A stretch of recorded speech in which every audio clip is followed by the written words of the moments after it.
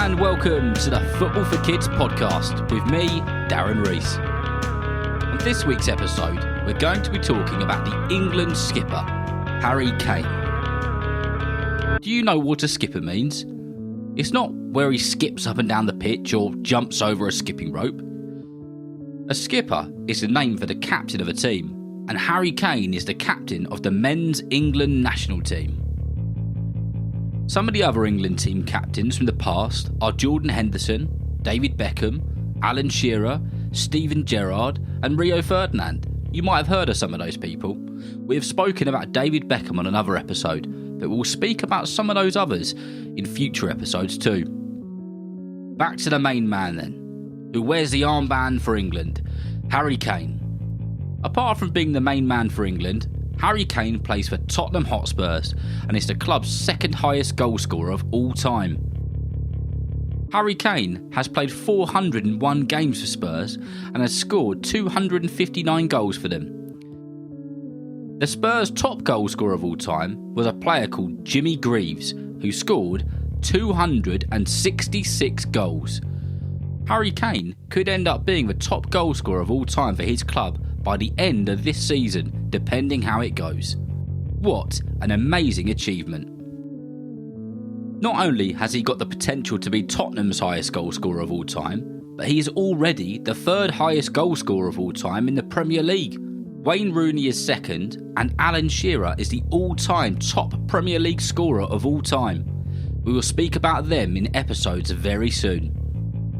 Did you know that Harry Kane was born just over 5 miles away from the Tottenham Stadium? And now look, he is one of the best players who's ever played for that club. Do you know who Tottenham Hotspurs' biggest rivals are? If you said Arsenal, you would have been correct. Did you know that Harry Kane once played for Arsenal? Believe it or not, he did. 20 years ago in his youth football career, Harry Kane was an Arsenal player. Who would have thought? He has also played for lots of other clubs. Millwall, Norwich, Leyton Orient and Leicester are all teams that the England skipper has been a part of at some point. Did you know that Harry Kane nearly left Tottenham and it was looking like he might play for Manchester City? Luckily for the Tottenham fans, it didn't happen, and Harry has said last season that he plans on staying at Tottenham. How long he will stay there for, we'll just have to wait and find out. Harry Kane has a special title. He is what is called an MBE, which means he's a member of the British Empire. Some people in sport get awarded a special award for their amazing efforts from the royal family. Harry Kane was invited to Buckingham Palace in London, and Prince William awarded him with his MBE. Did you know that Prince William is a big football fan and he supports Aston Villa? He's also the president of the Football Association. I'm sure Prince William would have been chuffed to give Harry Kane his special award.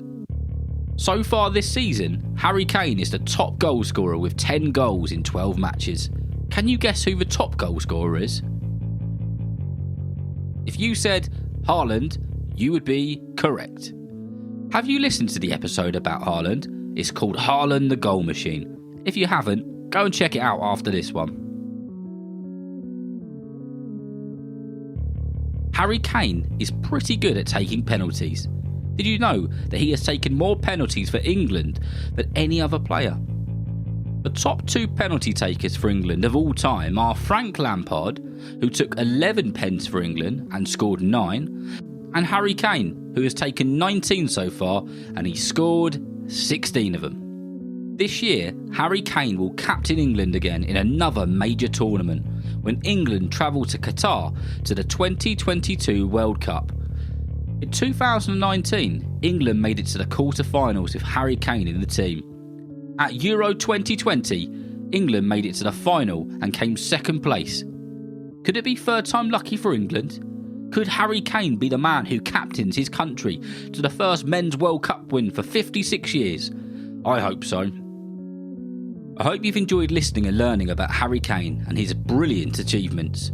And remember, if you know someone who loves football just as much as you do, then please tell them about Football for Kids. Whether you're playing football soon, watching it on the telly, or pitchside, I hope you enjoy the game. See you next time.